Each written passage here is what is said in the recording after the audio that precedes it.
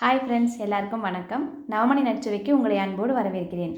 இன்றைக்கி நம்ம பார்க்க போகிற விடுகதை, நிலத்தில் முளைக்காத செடி, நிமிர்ந்து நிற்காத செடி, அது என்ன? இந்த விடுகதையோட பதிலை இந்த வீடியோ லாஸ்ட்டில் சொல்கிறேன்.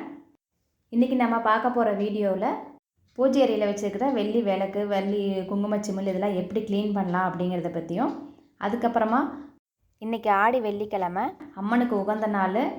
அப்போ விளக்கு ஏற்றும் போது விளக்கில் எண்ணெய் திரி போட்டதுக்கப்புறமா மூணாவதாக ஒரு பொருள் சேர்த்து எப்படி நம்ம அம்மனுக்கு தீபம் ஏற்றலாம், அதனோட முக்கியத்துவம் என்ன அப்படிங்கிறத பற்றி நான் உங்களுக்கு விளக்கேற்றும் போது சொல்கிறேன்.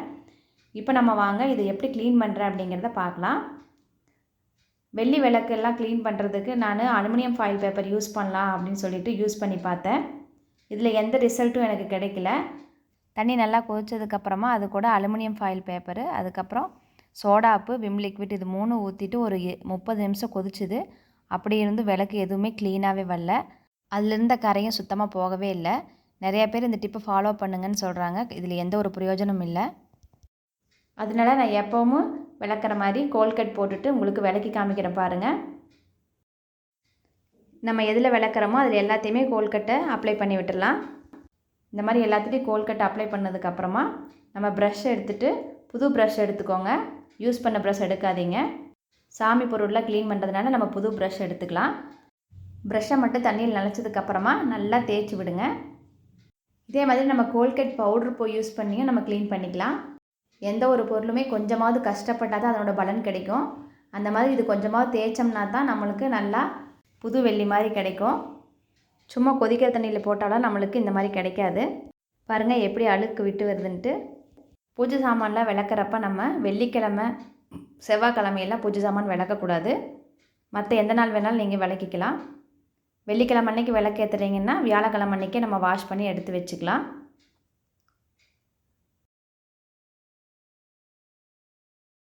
வெள்ளி ஜாமான் எது விளக்குற மாதிரி இருந்தாலும் இந்த மாதிரி கோல்கட் பேஸ்ட்டோ இல்லை பவுடரோ போட்டு விளக்கிக்கிங்க. நல்லா பளிச்சுன்னு வந்துடும் நம்மளுக்கு. பாருங்கள் இப்போ எவ்வளோ க்ளீனாக கழுவி எடுத்தாச்சுன்ட்டு. புது விளக்கு மாதிரி பளிச்சுன்னு கிடச்சிருச்சு. இப்போ காமாட்சி அம்மன் விளக்குக்கு நம்ம பொட்டு வைக்கலாம். எப்போவுமே பொட்டு வைக்கும்போது நம்ம ஒத்தப்படையில் தான் வைக்கணும். 7, 9, 11 இந்த மாதிரி வைக்கலாம். காமாட்சி விளக்குக்கு பொட்டு வைக்கும்போது எப்போவுமே கிரீடத்தில் ஒரு பொட்டு, அதுக்கப்புறமா லக்ஷ்மிக்கு வந்து தலையில் ஒரு பொட்டு, பாதத்தில் ஒரு பொட்டு, இந்த மாதிரி சைடில் 2 பக்கமும் விளக்கோட 2 பக்கம் வச்சுட்டு மொத்தம் 4, அதுக்கப்புறமா கீழே 3 வச்சுக்கணும். சாமிக்கு பின்புறம் தலையில் ஒரு பொட்டு, அவ்வளோதான். மொத்தமாக 11 பக்கம் வச்சுக்கணும்.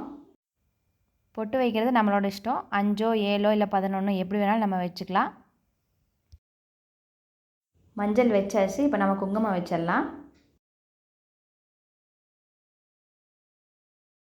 நிறையா பேர் விளக்குக்கு பொட்டு வைக்கும்போது அழகாக இருக்கணும் அப்படிங்கிறதுக்காக பட்ஸ் யூஸ் பண்ணிவிட்டு வைப்பாங்க. அந்த மாதிரிலாம் வைக்கக்கூடாது. நமக்கு விரல் யூஸ் பண்ணி தான் பொட்டு வைக்கணும் சாமிக்கு. அதுவும் மோதிர விரலில் தான் வைக்கணும். அதான் ரொம்ப விசேஷமானது. இப்போ குங்குமம்லாம் வச்சு முடிச்சாச்சு. காமாட்சி விளக்கு வைக்கிறப்ப அடியில் ஒரு தட்டு வச்சு அது மேலே தான் நம்ம விளக்கு வைக்கணும். வெறுங்கீழே வைக்கக்கூடாது. இப்போ தட்டுக்கும் நம்ம பொட்டு வச்சிடலாம். தட்டுக்கு இந்த மாதிரி 5 பக்கத்தில் பொட்டு வச்சுக்கலாம். இப்போ நம்ம விளக்கு ஏற்றிடலாம். முதல்லலாம் தட்டு மேலே காமாட்சி விளக்கு வச்சாச்சு. எப்போ விளக்கேற்றுறப்பவும் நம்ம முதல்ல திரியை போடக்கூடாது. எண்ணெய் ஊற்றுனதுக்கப்புறம் தான் நம்ம திரி போடணும். வறட்சியாக இருக்கிற எந்த விளக்குலேயுமே திரி போடக்கூடாது. ஏன்னா நம்மளோட வாழ்க்கையிலையும் வறுமை நிலவும் அப்படின்னு சொல்லுவாங்க. விளக்கு குத்துற எண்ணெய் நல்லெண்ணெயாக இருந்தால் ரொம்ப நல்லது. திரி நான் எப்போவுமே எண்ணெயில் போட்டு ஊற வச்சுருப்பேன். 2 திரி தான் போடணும், ஒத்த திரி போடக்கூடாது.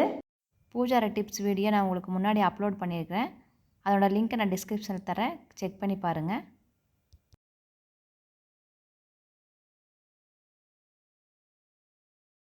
இப்போ நம்ம 3ஆவதாக ஒரு பொருள் சேர்த்தணும்னு சொன்னேன் இல்லையா அம்மனுக்கு படைக்கிறதுக்கு. அது என்ன பொருள்னு கேட்டிங்கன்னா கல்கண்டு.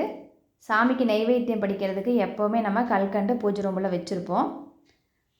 இந்த மாதிரி கல்கண்டை வந்து ஒரு 5 பீஸு இல்லாட்டி ஒரு 3 இல்லைன்னா நம்ம 1 கூட போட்டுக்கலாம். இன்றைக்கி நான் 5 போடுறேன். கல்கண்டு போட்டு விளக்கேற்றும் போது வீட்டில் செல்வம் பெருகும், அதுக்கப்புறமா வறட்சி அப்படிங்கிறதே இருக்காது அப்படின்னு சொல்லுவாங்க. இதை கண்டிப்பாக நீங்களும் ட்ரை பண்ணி பாருங்கள். இன்றைக்கி ஆடி வெள்ளி அதோட சேர்ந்து பௌர்ணமியும் வருது. அதனால் நீங்கள் கண்டிப்பாக இந்த டிப்ஸை ஃபாலோ பண்ணுங்கள். அம்மனுக்கு உகந்த நாள், அதனால் நம்ம இந்த மாதிரி விசேஷமாக நம்ம விளக்கேற்றும் போது கண்டிப்பாக நம்மளுக்கு நல்லதே நடக்கும். கல்கண்டு போட்டு விளக்கேற்றும் போது அந்த கல்கண்டு சூட்லேயே கரைஞ்சாலும் கரைஞ்சிடும். கொஞ்சம் கரையிலாம் பரவாயில்ல, நீங்கள் நெக்ஸ்ட் டைம் அதை க்ளீன் பண்ணிவிட்டு புதுசாக கல்கண்டு போட்டு நீங்கள் ஏற்றிக்கோங்க. அடுத்ததாக பூஜை அறைக்கான டிப்ஸ் பார்க்கலாம். எப்போவுமே சாமிக்கு நம்ம அர்ச்சனை போடுறதுக்காக அரிசி கலக்கிறப்ப தண்ணியில் கலந்திங்கன்னா கையிலெல்லாம் பிடிச்சிக்கும். இந்த மாதிரி அரிசியில் மஞ்சள் போட்டதுக்கப்புறமா கொஞ்சமாக நெய் சேர்த்துட்டு அதை நல்லா மிக்ஸ் பண்ணி விட்டுடலாம். இது நல்லா அரிசியில் நல்லா மஞ்சளும் நெய்யும் சேர்ந்து கலந்து வரும்போது நல்லா ஒட்டிக்கும், நம்மளுக்கு கையிலையுமே படாது. பாருங்கள், இந்த டிப்பை நீங்கள் கண்டிப்பாக ஃபாலோ பண்ணி பாருங்கள். இது ரொம்ப யூஸ்ஃபுல்லான டிப்பு. சாமிக்கு நெய்வேத்தியம் படைக்கிறதுக்கு நம்ம ஃப்ரூட்ஸு அந்த மாதிரி ஏதாவது ஒன்று வைப்போம். இந்த மாதிரி கல்கண்டு எப்போவுமே நம்ம பூஜை அறையில் இருந்துச்சுன்னா இதை வச்சே நம்ம நெய்வேத்தியம் படைச்சிக்கலாம். இந்த கல்கண்டு மட்டும் போதும். அடுத்த டிப்பு, தேங்காயெல்லாம் சாமிக்கு உடைக்கும்போது கொஞ்சம் கோணலாக உடஞ்சிருச்சுன்னா மனசுக்கு ரொம்ப கஷ்டமாக இருக்கும். அப்படி இல்லாமல் இருக்கிறதுக்கான ஒரு டிப்பு, கொஞ்சம் நேரம் தண்ணிக்குள்ளே போட்டுட்டு இல்லை ஃப்ரிட்ஜ்லேயோ கொஞ்சம் நேரம் வச்சுருங்க. அந்த மாதிரி வச்சதுக்கப்புறமா நம்ம எடுத்து உடைச்சோம்னா கரெக்டாக ரவுண்டாக அழகாக உடஞ்சிரும். நம்மளுக்கு மனசுக்கு நிம்மதியாகவும் இருக்கும். இந்த டிப்பை நீங்கள் கண்டிப்பாக ஃபாலோ பண்ணி பாருங்கள். ஓகே ஃப்ரெண்ட்ஸ், இன்றைக்கி விடுகதைக்கான பதில் வந்து தலைமுடி. நிலத்தில் முளைக்காத செடி, நிமிர்ந்து நிற்காத செடி, அது தலைமுடி. இன்றைக்கி பார்த்த பூஜை அறை டிப்ஸ் உங்களுக்கு ரொம்ப யூஸ்ஃபுல்லாக இருக்கும்னு நினைக்கிறேன். இன்றைக்கி நான் சொன்ன டிப்ஸ்லாம் உங்களுக்கு பிடிச்சிருந்துச்சுன்னா கண்டிப்பாக நம்ம சேனலை சப்ஸ்கிரைப் பண்ணுங்கள். மறக்காமல் எல்லாத்துக்கும் ஷேர் பண்ணுங்கள். உங்களை அடுத்த வீடியோவில் சந்திக்கிறேன். தேங்க்யூ ஃபார் வாட்சிங்.